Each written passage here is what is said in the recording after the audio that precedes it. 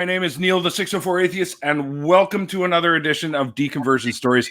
Today, I'm speaking with the awesome Mythical Atheist who has been in one of my after parties, or a couple, I think now. Been a couple, I think. Yeah. Two. There you go. As part of the riffraff that usually I hang out with. So anyways, you know what I do here. We talk about how people left religion behind and their journey to becoming the atheists, activists, or whatever that they are today. And I'm getting a little bit of a weird kind of backgroundy issue noise. I'm not sure if that's coming from your headphones maybe, or I'm not sure. Yeah, probably. Hold on. Okay. I'll work on that. You do your thing. Well, I think I was pretty much leading right into you starting your story. So it won't happen while you're talking, but and it's not like overly distracting, but it's there. It's kind of like a kind of background thingy. So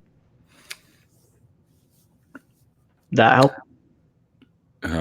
Yeah, actually, yeah, it's there, but it's less. So We'll just go with that. So why don't you take us back to when you first sort of started thinking that this stuff was nonsense and take us on that journey to becoming the person you are today.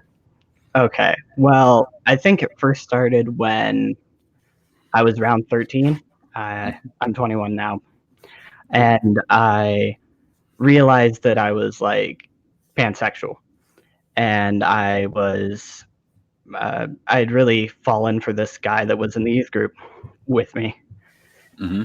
And I really, right after that is when like the whole gay marriage issue really exploded in politics.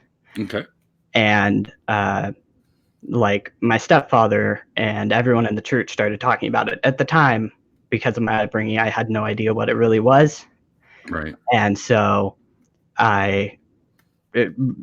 just after that, my stepfather started going around preaching to me and my family as he did every day, and he would tell us how all homosexuals deserve to be put to death, all this crap. You listen to Alex Jones, all that sort of good stuff. Oh, geez, really? Wow. Yeah. And so I kind of like started to question things there because I read the verse Leviticus 20:13, I think it is, about homosexuals need to be put to death, basically. And I was like, how is this okay? Like, how is this moral? Mm-hmm. And that was really shattering to me at the time.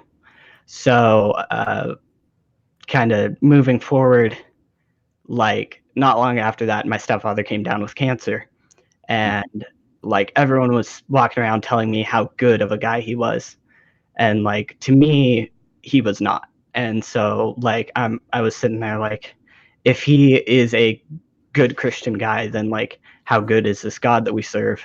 Mm-hmm. And so like I started to doubt, and then not long after he died, my mother decided to move away, and I just went on a mission trip and told my testimony and all that good stuff. Right. And so I stayed back with my church. My pastor at the time had really wanted me to stay in Wichita, Kansas, where I live, and do ministry.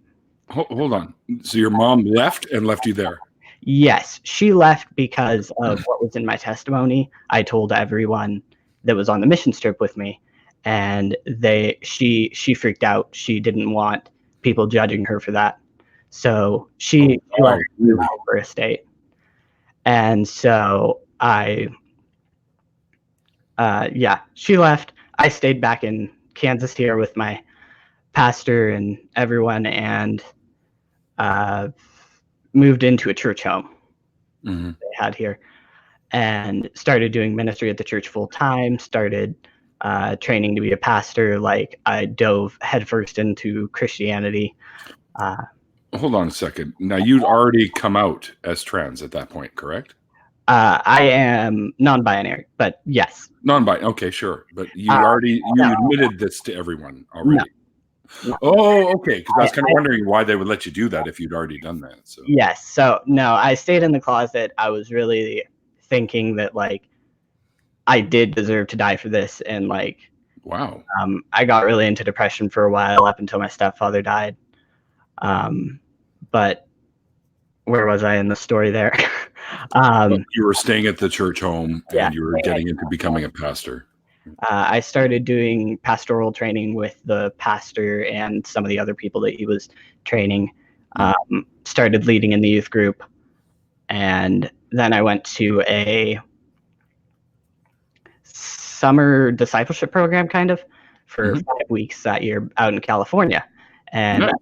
I met my my best friend now, and he kind of started to show me that like I didn't have to be so uptight about a lot of things. Like secular music wasn't bad to listen to. Like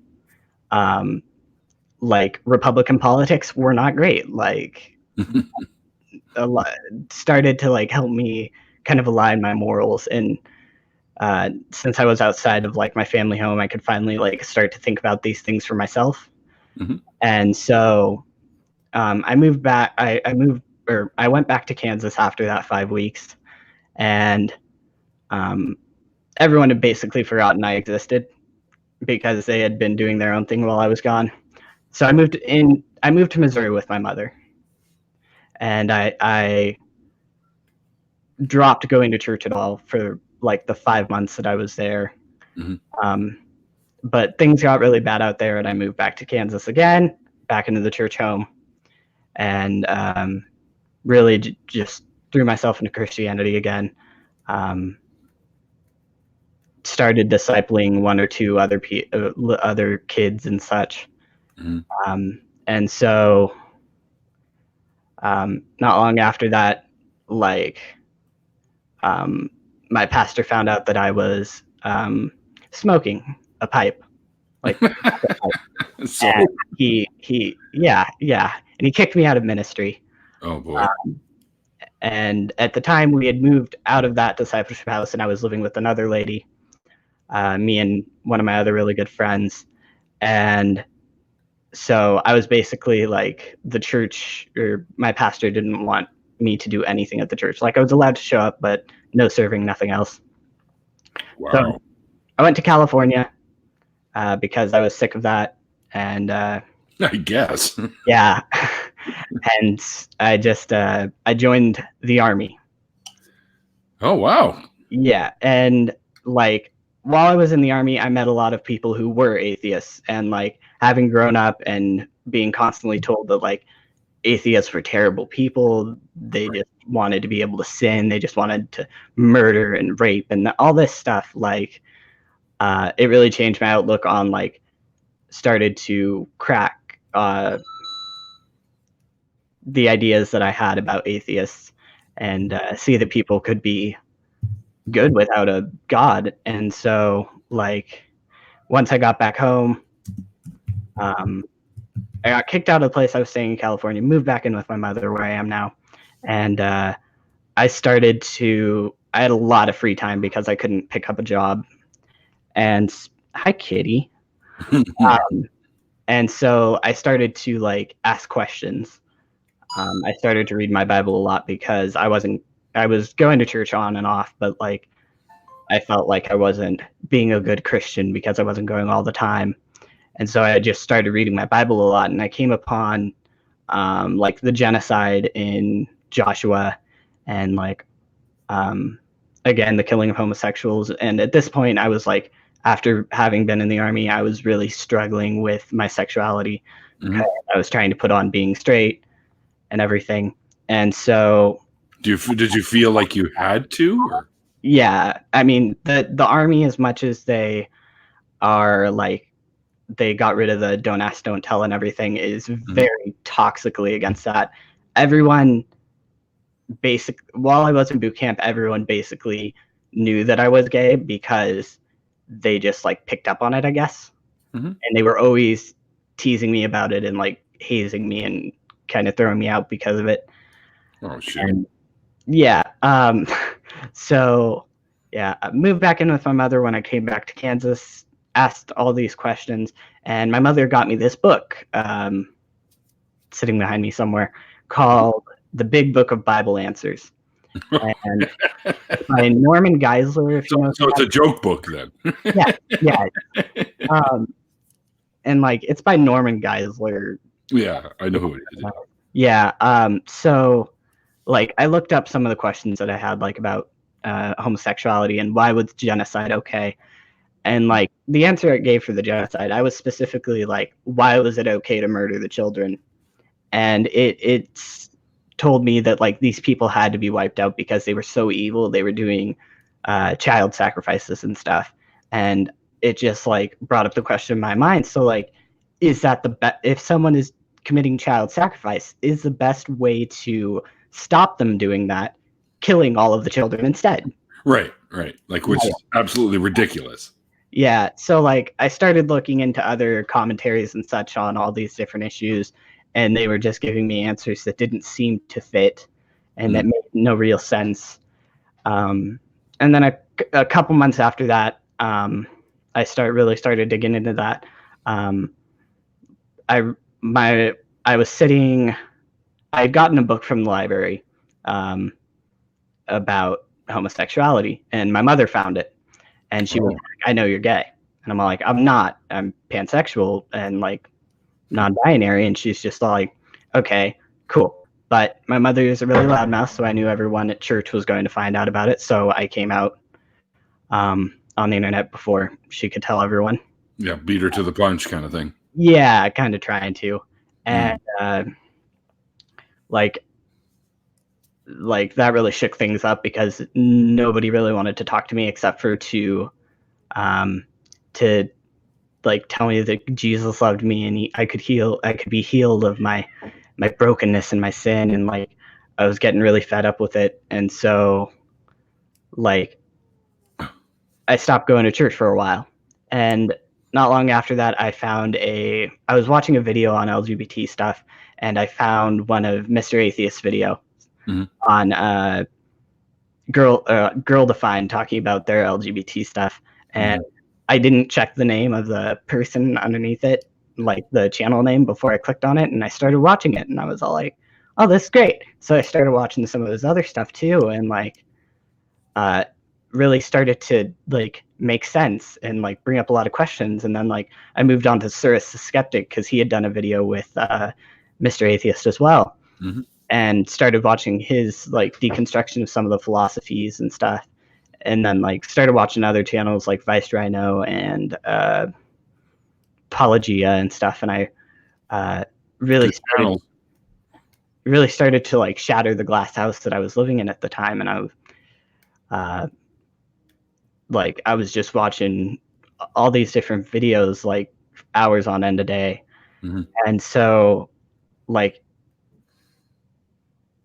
everything around me crumbled. Like everything that I'd grown up like knowing just washed away because, and I was like kind of like a blank slate,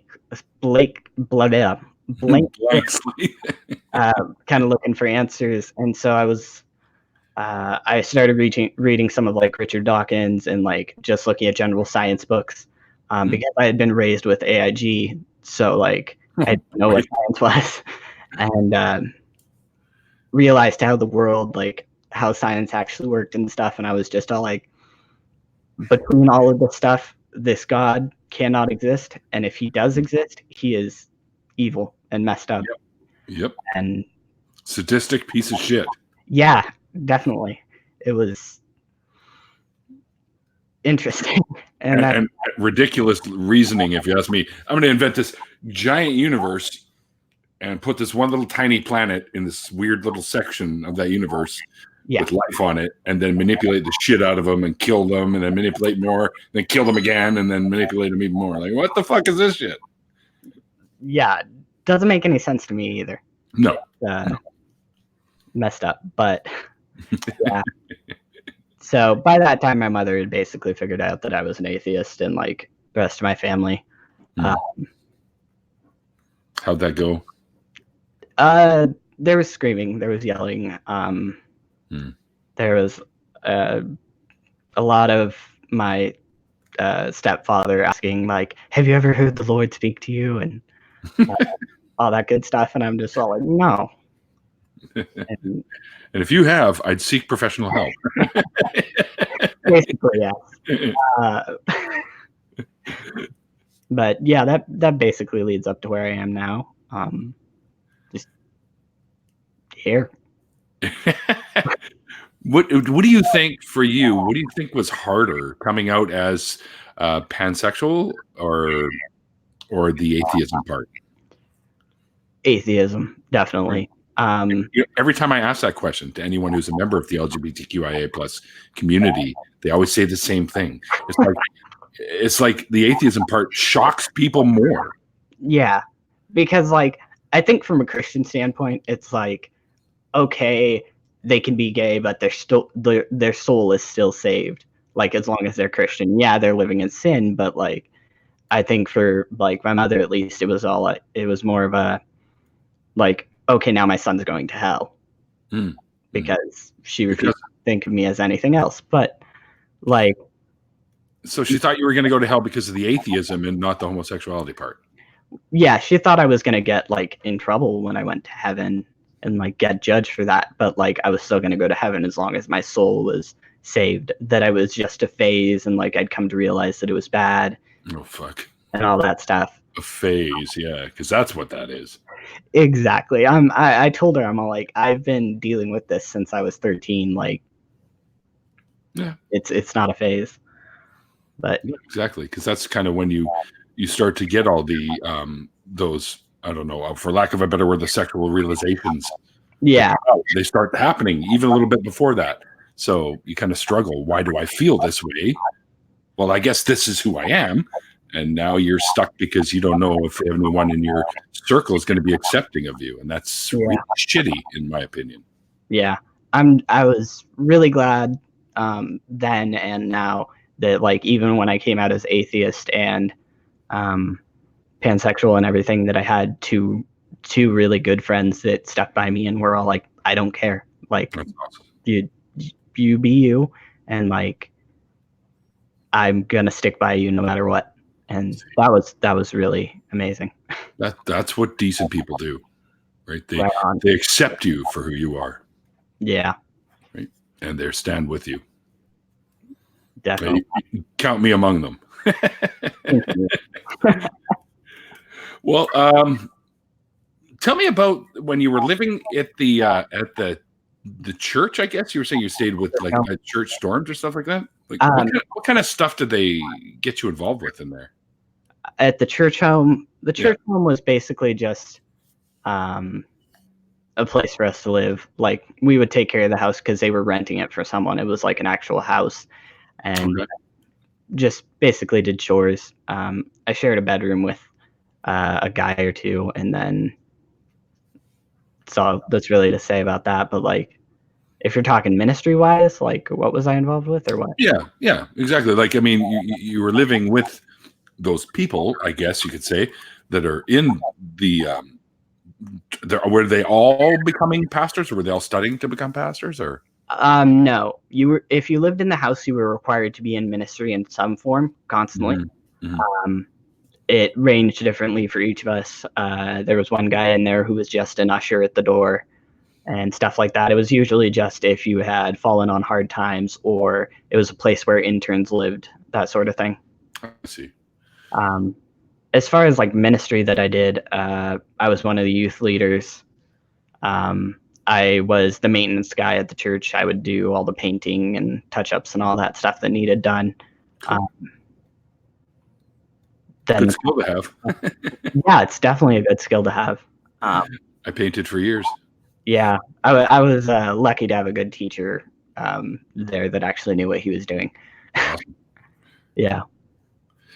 Like, did you guys do any like ritualistic type stuff at all, or like did they teach you like, you know, how to like? Was there any like any type of ritualistic stuff that they were making you do to learn? I've always been interested in that sort of thing because I was a pagan for years, and they had all kinds of ritualistic stuff, which we know religion stole, basically. Yeah. So, I mean, we've got communion and all that good stuff, but as far as like, there wasn't really much anything that I would really consider ritualistic. I mean, you had to have like accountability partners and stuff, but I don't think that really counts as real ritualistic. What the hell's an accountability partner? Okay, so an accountability partner is someone that you meet up with once a week, and they put a program on your phone called Covenant Eyes to see all of your internet data, all that stuff, everything you look at. Wow. Lock out any apps, all that good stuff. And you couldn't download any new apps. It locked out Google Play, all that great stuff. They put it on your phone, they'll put it on your computer, and then your accountability partner has access to all that information. They'll see everything that you've looked at, and they'll talk to you about it. Basically, like, is this God-loving? Is this like Christ, something that Christ would do? Like, you shouldn't have watched Twilight. Like, oh yeah, it's horrible. That was legitimately a conversation I had. But yeah, basically making sure that you're within the guidelines at all time. Making sure that they would make sure that you were getting your work done, that you were doing your homework for the pastoral stuff. Basically just making sure that you were living 100% Christ-like. Mm-hmm. Mm-hmm. I wonder if there's any Christian porn sites. We're okay. I'm sure. Although there's plenty of nun porn and stuff, so. Oh yeah, well there's that, I guess, but that's fetishism, I think. But I'm thinking, like they're not like naked, but they're wearing skirts where you can see a little bit of their legs, or their sleeves are a little too high. They start to undo the top button that's like way up here, and then they start to show almost neck. And you're getting woo. I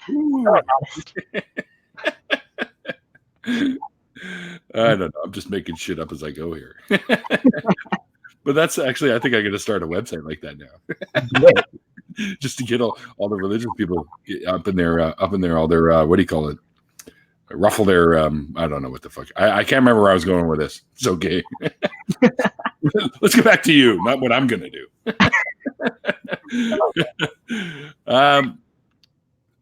So how long were you away from your mom when she decided to take off? Let's see. At that point, she moved to Missouri in February. And up this year? No. This was 2015. I was 17 at the time. She actually kicked me out. That's an argument. What? But she didn't want me there anymore. She's all like, leave. And because she was so mad about what I'd said that. So basically, my mother told me to leave, and the pastor came in and like talked to her about it, and then decided that like he would either get me emancipated or she would give up rights, basically. And so she gave up rights, and I stayed in Kansas. So let's see. She moved in February. And then I moved back in with her in August of that year after I got back from the summer program. Did they give her rights back at all, or? No, I was already 18 by the time. Oh, okay. So you were legally on your own. Yeah. Moved back in with her for like 3 months, and then she left the house that she was living in, transferred the rent over to me, and moved in with my sister. So I was stuck out in Missouri by myself. Oh wow. Yeah, and that's why I like went back to Kansas. Yeah, I probably did the same thing. And Doorknob Head in the chat goes, Nun Hub. Nun Hub sounds good. There might actually already be one. Oh, I'm sure. Yeah, that's funny. JW porn. Okay, guys, enough of the porn already. Oh, it was a side joke. I don't know if you can see the chat, but if you go up to the corner there, you'll find where it says live chat. And there we are. Oh no. You can see all the shenanigans that the people are doing. Oh no, it's dangerous. Yeah. Yeah, for sure. Were you masturbated? I mean, emancipated. Thank you, Mark. Best priest ever. Oh. Thanks. I feel wholly relieved. Yeah, I know. Terrible dad jokes. Oh man. So when you were living in these in the church homes, was it like the same one, or did they move you around to different ones or anything like that? For most of the time, it was the same one, and then about the last 2 months that I was living there, the lady who owned the house decided to move in there, and we all got kicked out. Oh, great! And so, can we live in your shed? Yeah, no, one of the other ladies at church who I had known since I was like 10, offered to let me and my friend live in her basement, and so we did that. Like, nicest basement ever, so I had no complaints. Yeah, you guys were able to set up like this big entertainment center kind of thing. It would have had one. It was like a 70-inch flat screen down there and everything. What? Yeah. Is it still available? Yeah, I wish. I'd take it back in a heartbeat. We had our own little kitchen. Like, there was a fireplace that went in. It was like in the bedroom, but also in the living room. It was like double-sided. You could see through it. Oh my goodness. Yeah. I've never drooled over a dwelling before, but I'm kind of need a little little wipe in here. Wow. Yeah. Sounds like heaven to me. It was good. I loved it. If I could have a heaven, I'd pick that place. But anyway. So what do you think, man? Do you think you might come down to the and I use that man thing as a generalization. It's like I call everyone man or dude. I call everyone dude. And there you go. You ever think you might make it to the Faithless Forum at all? Or? I am planning on going. I really want to. I signed up like 3 days ago for like their alert when they started selling tickets. So very cool, very cool. That's awesome. Yeah, I'm gonna get a notification too, because they want me to come back. So of course, who wouldn't want you back? Well, my exes. If I had to give you an actual answer. Rhetorical question, but that works too. No. But word of advice, man, if you can afford to make like some fucking stickers for your channel, do it and bring them down there and hand them out, because I did that. Wow. And right away it drew not Cosmic Skeptic, Genetically Modified Skeptic. It's like, dude, you're working hard at this shit. I go, well, yeah, I kind of want people to watch what I do, right? I think it's pretty important. Yeah. Right. And Thomas and all of them were like, dude, kudos to you for doing all the work. And yeah. I mean, you got quite a few of the like bigger people on your channel already. Yeah, and there's more coming.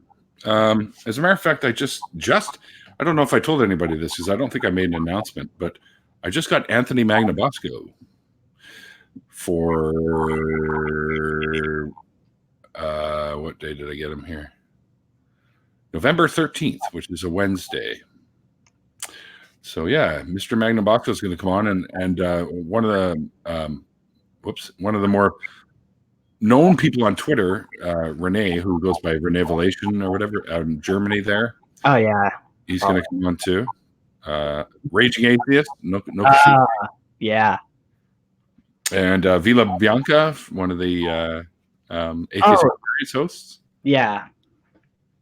So there's lots, and I just sent a message to John Loftus. Don't know who that one is. John Loftus, he's written stuff about, he was a serious Christian for many, many years. And he's, like you, slowly things started chipping away, and he worked his way into becoming an atheist, and they started writing books about it. So wow.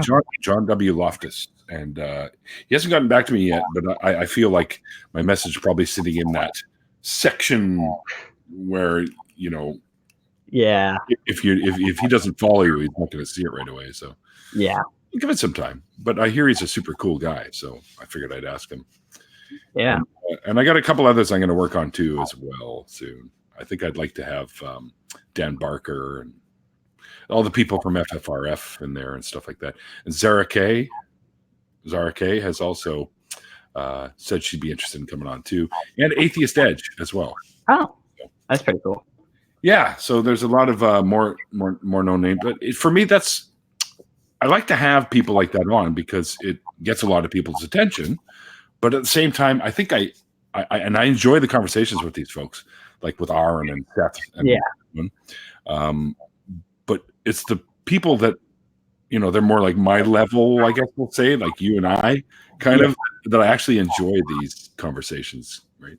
because the other folks can have these conversations anywhere because they're well known, but yeah, the average Joe like you and me, we don't really get that much attention. So I think I like to focus more on unknown people or newer people, so that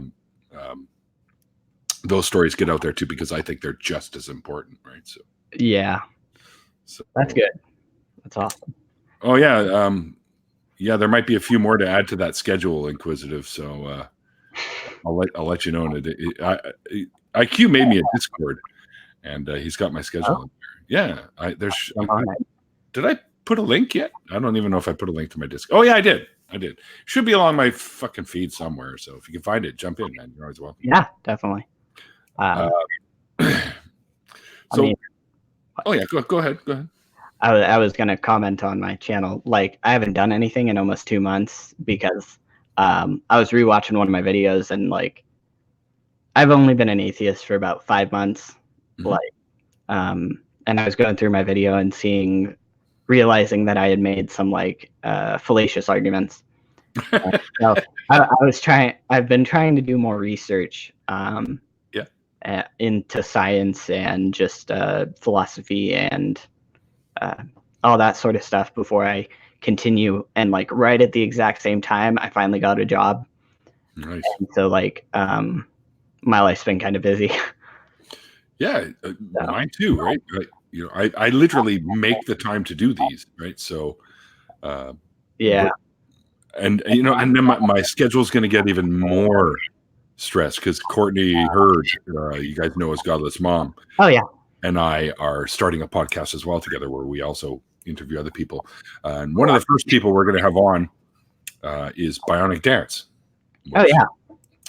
Because she doesn't have a deconversion story. So I said, well, I'll have to figure out a way to get you on.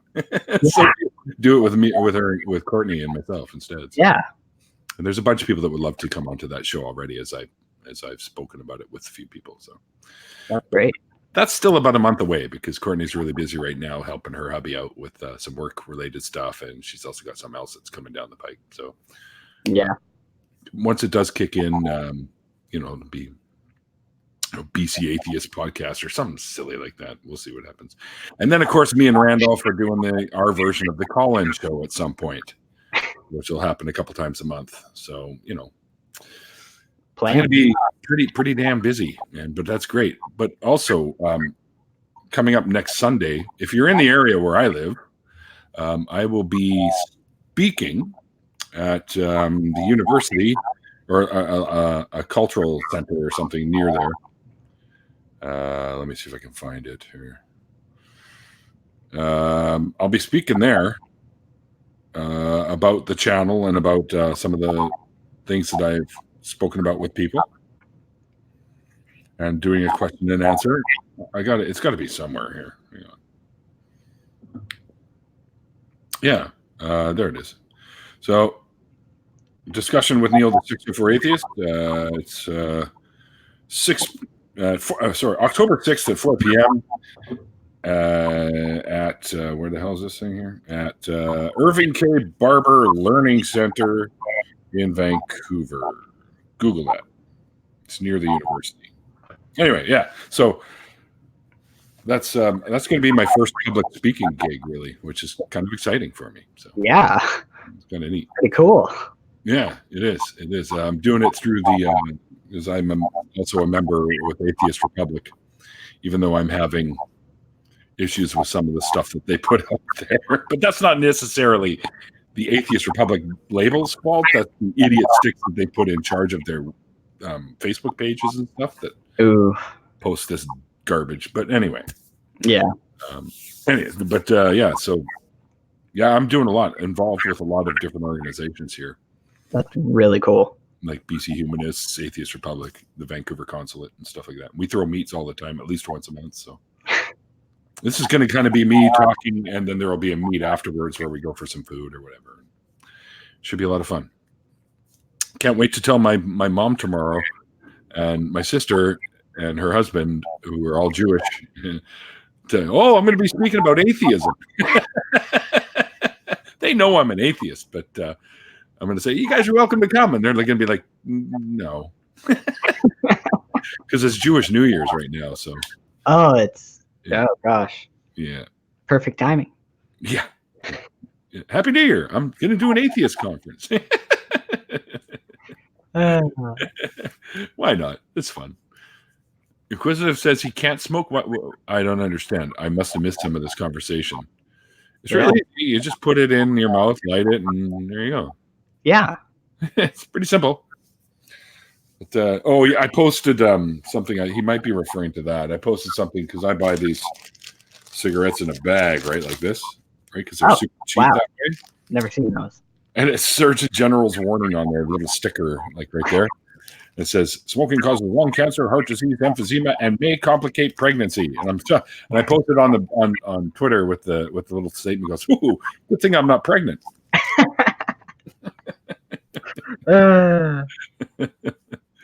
Humanism pilgrimage to Vancouver. Oh yeah, there you go, Doorknob Head. Yeah, we shall all make the pilgrimage. Yeah, hell yeah, I'll be here. Far for me.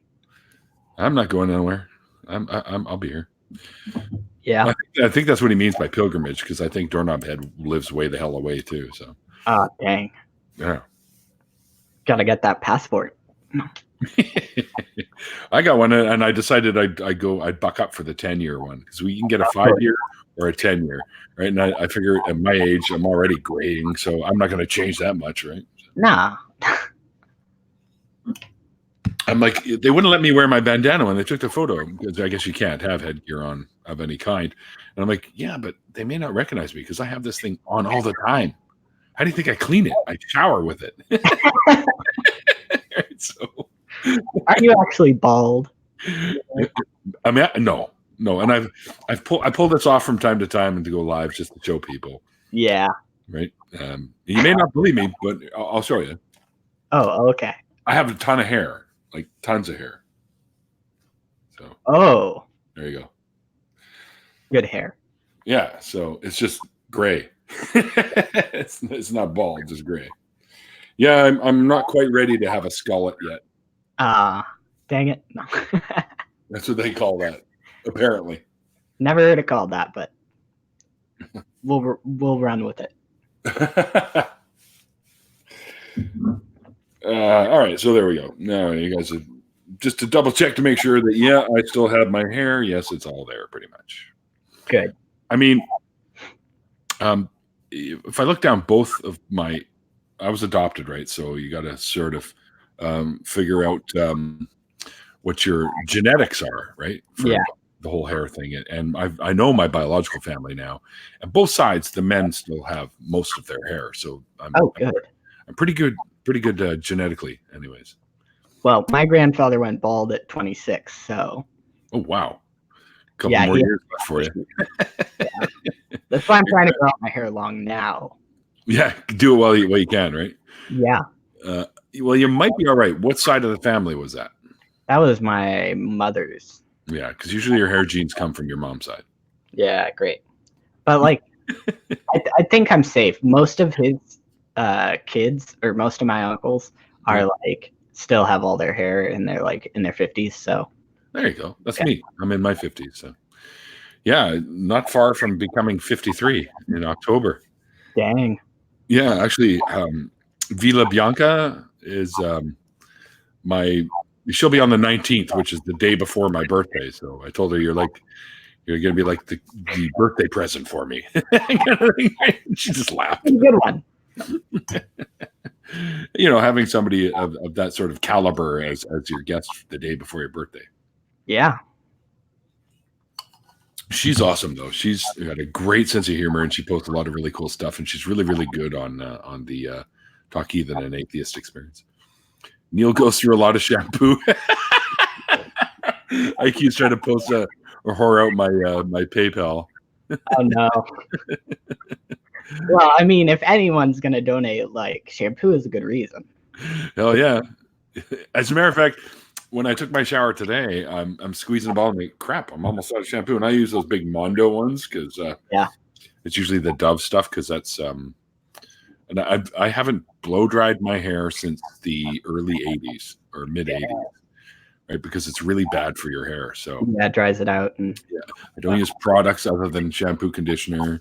Once in a while, I might put a one of those leave-in sprays where you smoothers and stuff, but that's about it. Yeah. So I just take good care of my hair. I don't wash it every time either because that's actually bad to do. You want to keep the natural oils in there. So I just throw a little bit of conditioner in and away you go. Right? Yep, that's how you do it. Beauty tips from Neil, 604 Atheist. Yeah. I might have to start up another channel. Tutorials on how to rub conditioner through your hair. That's right. That's right. See, you put it smoothly between your fingers, and then you run it through your hair. And then you rinse it out, and you're done. And that's it. You're good to go. Video. Shake it like a wet dog, and you're good. That's what I used to do, and that used to drive my mom nuts because there'd be spray marks all up the wall when I was a kid. Right? I even had hair like this back then too. Not quite this long, but enough to make a mess. Then I started doing the whole forward and back flipping thing like a metalhead. And then it always ended up with a stripe of water up. You're cleaning that. Okay. Mom. Made it worse. Yeah, totally. All right. Is there anything else you wanted to bring up? Because I know we've only been really going for about 40 minutes or so. But we can jump into an after party early. That's always, I've done that before. Yeah, I mean, do you have any more questions for me? Well, I do. I always, I've decided now I'm going to start asking people before we, sign off or whatever. What if you could give someone some advice when they're on the fence and they're starting to have doubts? What advice would you give anyone that's looking, that's feeling that way? To try and get them to, fall away from that. Well, from my personal experience, I would think it would be to kind of step away from like everything that's Christian in your life, as far as like going to church, like step away from church for a few weeks. Because for me personally, at least, like going to church every week, doing like worship and stuff, it just kind of felt like there was a lot of peer pressure to continue being Christian, because like I knew that if I left, like everyone was going to judge me, and like stepping away for a few weeks really helped me to that feeling to kind of drop a little and help me think clearer. So that would be my advice. So sort of depart from your usual norms. Yeah. And Mark Caesar put something great in the comments. Research your religion. That too. Read the Bible. Yeah. I can't tell you how many times I've heard, I became an atheist after I read the scriptures, like the old and the new, and and now they've got what is it? What do they call it? The Abrahamic trilogy, something of the Old Testament, the New Testament, and the Quran now. Oh no. Revenge of the what the hell is his name? Anyway, I don't know, but it was pretty funny. The trilogy. Somebody should make a movie based on that sort of an idea, and just totally blaspheme all that shit. I'm sure. Yeah, I'm sure someone's thought of that at some point. Yeah. Especially the part where Jesus comes back from the resurrection, and all of a sudden there's zombies everywhere. Right? Zombie apocalypse. Yeah. Pretty damn close. Right. Well, my friend, thank you so much for doing this with me. It's been a lot of fun. We kind of ripped through it pretty quick, but that's okay. Yeah. I say we jump into an after party and hang out with a few friends and talk about some ridiculous shit. Like we all do. That sounds good. All right. Anyways, guys, thanks for hanging out with us. We're going to do an after party, so if you're interested in jumping in, let me know through Twitter, or if you're not on Twitter, you can find me on Facebook and let me know through there, through Messenger, and I will give you a link to jump in with us. Once again, thanks for doing this today. I really appreciate it. And I was excited when you first told me you were willing to do this, because you were so fresh out of it. And I like people that are like right out of it, because they have some of the best insights, I think, from being so fresh out of it. And like I always say at the end of these things, guys, like the late, hang on. let me do. I promised myself I'd start shilling shit. So, Okay. anyways, I've got a lot of Mythical Atheists links below to the YouTube channel, to their Twitter. So follow them there. And I also have some pretty helpful website links down below if you are freshly out of the faith and you want to talk with someone. I have the Secular Therapy, the Recovering from Religion, and Clergy Project links down there. And I also have, if you like what I do here, I have some support links down below, like my PayPal and my Amazon. So Amazon wish list, you can grab something from there for me. That'd be great. Anyway, we're going to do the after party, so we'll see you guys in a few minutes. I'm going to go do my usual routine and have a quick cigarette and freshen up my beer, and we'll get right into it. So I'll send you a fresh link right then. And like I always say at the end of these things, guys, like the late, great Christopher Hitchens once said, it's called faith because it's not knowledge, and we'll see you guys next time.